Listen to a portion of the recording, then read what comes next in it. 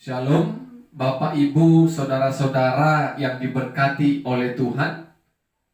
Sebelum kita merenungkan dan mendengarkan firman Tuhan pada saat ini, mari kita satukan hati dan pikiran kita. Kita bersekutu di dalam doa. Kita berdoa. Bapa di sorga, terima kasih ya Tuhan, kami puji, kami sembah, kami muliakan nama Tuhan yang kami kenal dalam Kristus Yesus. Terima kasih buat kesempatan yang Tuhan berikan kepada kami untuk boleh memperdengarkan dan mendengarkan sabda Tuhan.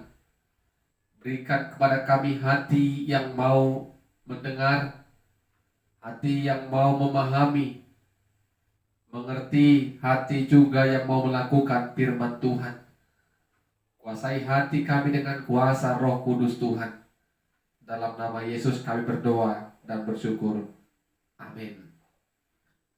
Bapak, Ibu, saudara-saudara yang diberkati Tuhan, firman Tuhan pada saat ini kembali menyapa kita dari Wahyu pasal 21 ayat 5 sampai ayatnya yang ke-7. Wahyu pasal 21 ayat 5 sampai ke-7. Kami akan bacakan firman Tuhan bagi kita. Demikianlah firman-Nya. Ia yang duduk di atas tahta itu berkata, "Lihatlah, aku menjadikan segala sesuatu baru." Dan firman-Nya, "Tuliskanlah, karena segala perkataan ini adalah tepat dan benar." Firman-Nya lagi kepadaku, "Semuanya telah terjadi. Aku adalah Alfa dan Omega, yang awal dan yang akhir. Orang yang haus akan kuberikan minum dengan cuma-cuma dari mata air kehidupan. Barang siapa menang, ia akan memperoleh semuanya ini, dan aku akan menjadi Allahnya, dan ia akan menjadi anakku." Amin. Bapak, Ibu, saudara-saudara yang diberkati Tuhan, tema firman Tuhan bagi kita pada saat ini Alfa dan Omega. Alfa dan Omega, awal dan akhir. Saudara-saudara, Bapak, Ibu yang diberkati Tuhan, tentu kita orang-orang percaya sudah sedikit banyaknya mengetahui bahwa Tuhan Allah yang menciptakan langit dan bumi beserta seluruh isinya. Dan itu bisa kita baca melalui kitab Kejadian di kisah penciptaan. Semuanya diciptakan Allah dengan baik. Tetapi apa yang diciptakan pada awal dunia ini dijadikan, ketika Yesus datang kedua kali ke tengah-tengah dunia ini untuk menghakimi, sesungguhnya langit dan bumi yang telah diciptakan Allah pada awal tadi, semuanya akan berlalu. Laut tidak ada lagi. Semuanya akan berlalu dan digantikan dengan langit dan bumi yang baru. Jadi Bapak, Ibu, saudara-saudara, ini yang dikatakan tadi Alfa dan Omega, awal dan akhir. Kalau kita baca apa yang disaksikan oleh Yohanes melalui pembacaan kita pada saat ini, dia menyaksikan bahwasanya langit dan bumi yang lama akan berlalu. Laut tidak ada lagi. Yang ada hanyalah langit dan bumi yang baru. Di sana akan ada suara yang berseru, Aku adalah Alfa dan Omega, awal dan akhir. Yohanes juga menyaksikan kalau Tuhan juga mengatakan ketika setiap orang yang haus akan diberikannya air kehidupan. Bapak Ibu Saudara-saudara, air kehidupan diberikan dengan cuma-cuma. Siapa air kehidupan Bapak Ibu? Tentu Kristus Yesus. Yesus Kristus merupakan air kehidupan bagi kita umat yang berdosa, dan bagi kita yang datang kepadanya akan diberikan kehidupan yang kekal. Orang percaya selalu rindu, selalu haus akan kebenaran firman Tuhan. Dan ketika kita haus firman Tuhan, datang kepada Tuhan, Tuhan sendiri akan memberikan kita air kehidupan yang kekal melalui kebenaran-kebenaran firman Tuhan. Itu diberikannya secara cuma-cuma, bukan karena kekuatan dan perbuatan kita. Yohanes juga katakan, siapa yang menang dalam kehidupan ini, aku akan menjadi Allahnya, dan aku menjadi Bapaknya, dan mereka akan menjadi anak-anakku. Ini berarti Bapak Ibu, kehidupan seperti sebuah pertandingan. Bagaimana kita akan menghadapi sebuah pertandingan, dan bagaimana kita akan melihat apa yang menjadi hasil dari sebuah pertandingan yang sedang kita ikuti. Kita tahu Bapak Ibu, setiap olahragawan yang mengikuti sebuah pertandingan pasti memiliki banyak tantangan, hambatan, dan pergumulan dalam mempersiapkan sebuah yang namanya pertandingan. Sampai ke garis finish, sampai dia memperoleh kemenangan, itu tidak didapatkan dengan cepat atau singkat.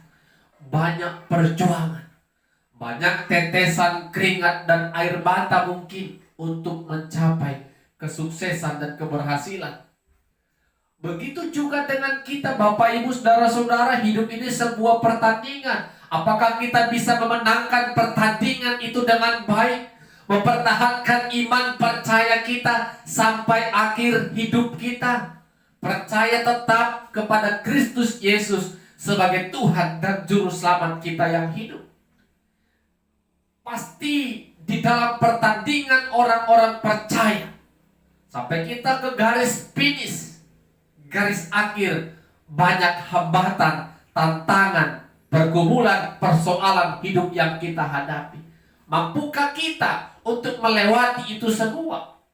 Atau kita katakan, aku menyerah, aku tidak mau ikut setia dan taat mengikut Tuhan?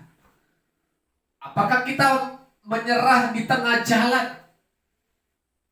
Kalau kita menyerah Bapak Ibu Saudara-saudara, tadi kata Yohanes, orang yang menanglah yang akan menjadikan Allah Allahnya, yang akan menjadikan Allah sebagai Bapa dan kita sebagai anak-anaknya. Jadi Bapak Ibu Saudara-saudara, untuk memenangkan pertandingan hidup orang percaya, kita harus percaya Bapak Ibu, kalau kita bertanding, kalau kita berjalan dan mengikuti pertandingan hidup ini seorang diri, kita tidak akan sanggup. Kita butuh Tuhan yang memberikan kekuatan dan pertolongan bagi kita dikala kita terjatuh, dikala kita sedih, dikala kita menghadapi pergumulan hidup, tantangan hidup. Kita butuh Tuhan yang memberikan kekuatan dan pertolongan kepada kita. Bapak Ibu Saudara-saudara yang diberkati Tuhan, mari kita dengan iman yakin kalau Tuhan akan datang dan menjadi hakim yang adil, Tuhan akan menghakimi kita dengan segala iman dan perbuatan kita.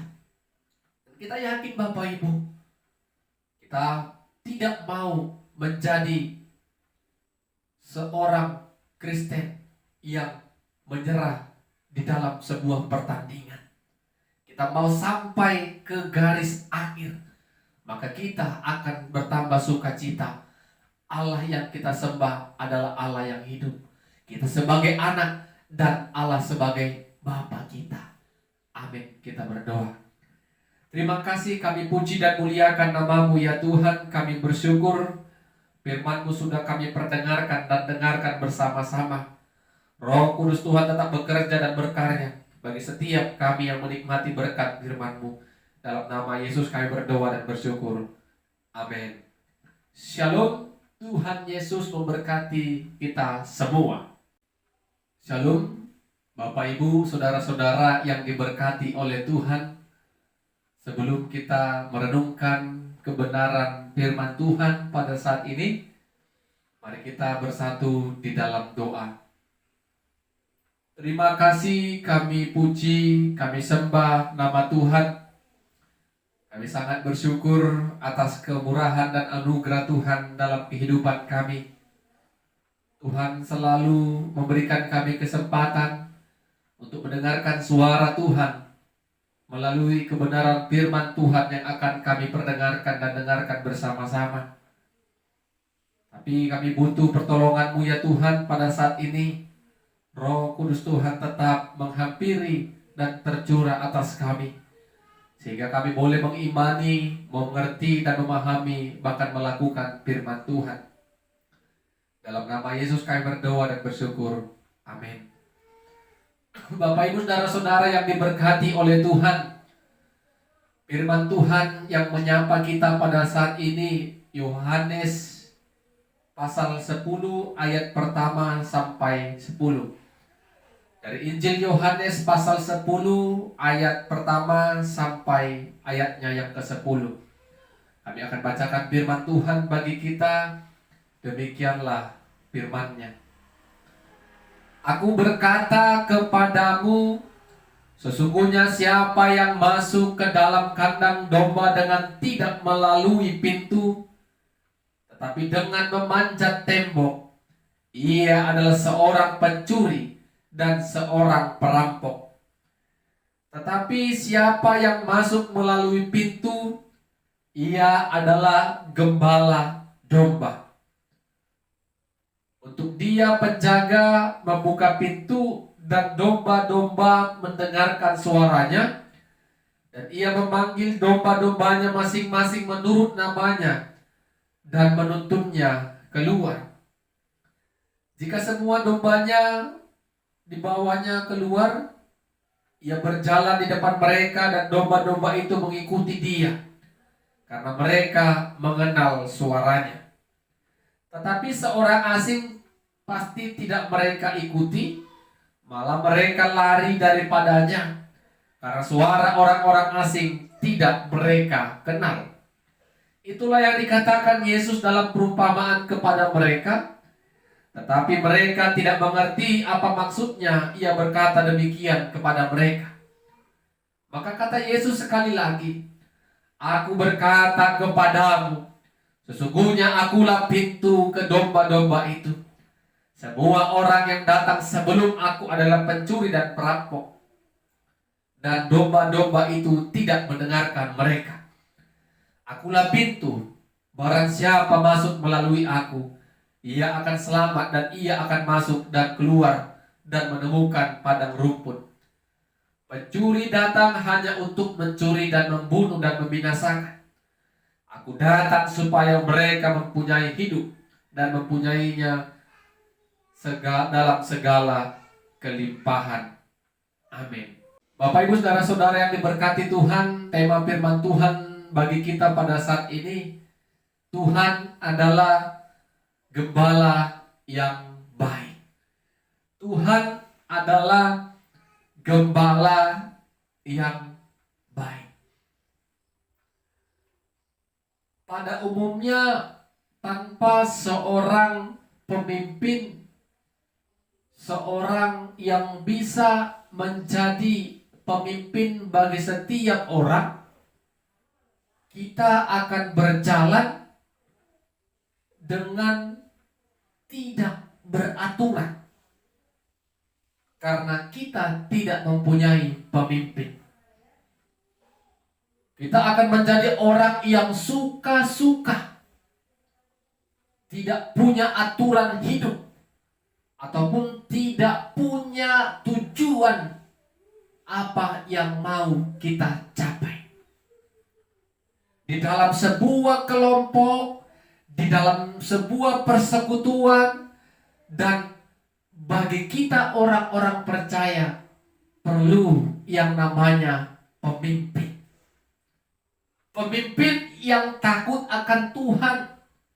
Pemimpin yang mendengarkan suara kita. Bagi kita orang-orang percaya, orang-orang Kristen, tentu kita tidak perlu lagi bertanya siapakah yang menjadi pemimpin kita. Di dalam kehidupan keimanan kita, yang menjadi pemimpin rohani kita tentu Tuhan Allah. Tuhan Allah adalah gembala kita, pemimpin kita. Kenapa harus kita jadikan Tuhan sebagai gembala kita, sebagai pemimpin kita? Yang pertama, Bapak Ibu Saudara-saudara, Tuhan mengenal kita satu persatu dombanya. Kita adalah domba-domba Allah dan Tuhan adalah gembalanya.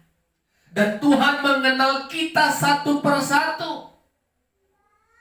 Dan sebaliknya, kalau kita baca firman Tuhan tadi, kita sebagai domba juga mengenal siapa gembala kita dan mengenal suara gembala kita. Apakah kita mengenal suara Tuhan? Bagaimana kita bisa mengenal dan mendengar suara Tuhan, Bapak Ibu Saudara-saudara orang percaya? Tentu tidak terlepas melalui hubungan kedekatan kita kepada Tuhan melalui doa kita. Yang kedua, Tuhan sebagai gembala kita karena Dia menuntun kita. Dia berjalan di depan kita. Dia menuntun kita. Apa artinya Bapak Ibu? Dikala kita menghadapi pergumulan, permasalahan hidup, Tuhan tetap menuntun dan mengarahkan kita sampai kita menemukan kehidupan. Seperti yang dikatakan pemazmur, Mazmur 23 Bapak Ibu. Tuhan adalah gembalaku. Ketika pemazmur mengatakan itu, dia percaya Tuhan menjadi gembalanya. Gadamu dan tongkatmu itulah yang menghibur aku. Pialaku penuh melimpah. Pemazmur percaya Bapak Ibu, ketika dia jadikan Tuhan sebagai gembala, dia terlepas dari yang namanya mara bahaya dan hidupnya pasti diberkati Tuhan dan dia akan dituntun kepada berkat-berkat Tuhan. Yang ketiga, kenapa kita harus percaya Tuhan sebagai gembala hidup kita? Tuhan menyelamatkan kita. Seperti yang dikatakan Yesus tadi, akulah jalan menuju pintu itu. Akulah pintu. Jalan menuju keselamatan itu ada dalam Yesus. Yesus bukan hanya mengenal, bukan hanya menuntun, tetapi Dia juga memberikan keselamatan yang kekal bagi kita. Yesus sudah katakan dan tawarkan bagi kita, Bapak Ibu, akulah pintu, akulah jalan menuju keselamatan. Barang siapa yang masuk melalui aku, dia memperoleh kehidupan kekal. Jadi Bapak Ibu saudara-saudara, apakah kita ragu lagi untuk menjadikan Tuhan sebagai gembala kita? Di ayat 11, Yesus katakan, akulah gembala yang baik, yang memberikan nyawanya kepada domba-dombanya. Jelas tidak diragukan lagi Bapak Ibu, secara iman kita percaya Yesus berkorban untuk kita. Yesus mengorbankan nyawanya untuk keselamatan kita. Dia adalah gembala yang baik. Bagi kita Bapak Ibu saudara-saudara yang mau meneladani Yesus, ketika kita dipercayakan Tuhan untuk memimpin sebuah kelompok, sebuah rumah tangga, keluarga, terlebih persekutuan di dalam gereja, mari kita belajar, kita meneladani Kristus. Kita meneladani apa yang Dia lakukan untuk dunia ini. Kita harus mendengar, kita harus mengenal siapa yang kita pimpin. Kita tidak boleh ego, kita tidak boleh serakah. Kita harus mengenal dan mendengar mereka. Kita juga harus dapat menuntun mereka. Tidak semua setiap anggota kita, setiap siapapun yang kita pimpin memiliki kehidupan yang sama. Ada kalanya mereka perlu tuntunan, perlu kekuatan dan pertolongan dari kita. Dan yang ketiga Bapak Ibu, harus berani berkorban. Tidak banyak pemimpin yang mau mengorbankan apa yang ada padanya untuk memberikan pelayanan yang terbaik kepada setiap orang yang dipimpinnya. Yesus menjadi teladan. Dia mengorbankan dirinya sekalipun untuk keselamatan kita sebagai domba-dombanya. Mari Bapak Ibu saudara-saudara, pertama kita harus katakan, kita harus komitmen Tuhan yang menjadi pemimpin kita, Tuhan yang akan menjadi gembala kita. Karena Tuhan mengenal, Tuhan menuntun, dan Tuhan menyelamatkan kita. Kita tidak perlu ragu lagi. Dan kalau Tuhan izinkan kita menjadi seorang pemimpin, mari teladani Kristus Yesus yang memberikan segala sesuatunya, yang rela berkorban, memberikan yang terbaik. Dan itulah yang mau kita lakukan dalam kehidupan ini. Amin. Kita berdoa. Kami puji dan muliakan nama-Mu ya Tuhan. Kami bersyukur, kami percaya Tuhan adalah gembala yang baik. Ajari kami untuk tetap mengimani Tuhan sebagai gembala yang mengenal, menuntun dan menyelamatkan kami. Ajari kami juga Tuhan untuk menjadi anak-anak Tuhan yang mengikuti teladan Kristus Yesus. Engkau senantiasa boleh melakukan yang terbaik, berkorban bagi kami, umat Tuhan yang berdosa ini. Kami percaya Tuhan, kehadiran kami ketika Tuhan izinkan kami sebagai pemimpin, pelayan dan apapun itu, kami hidup menjadi berkat. Roh Kudus Tuhan tetap menolong kami. Dalam nama Yesus kami berdoa dan bersyukur. Amin. Shalom. Tuhan Yesus memberkati kita semua.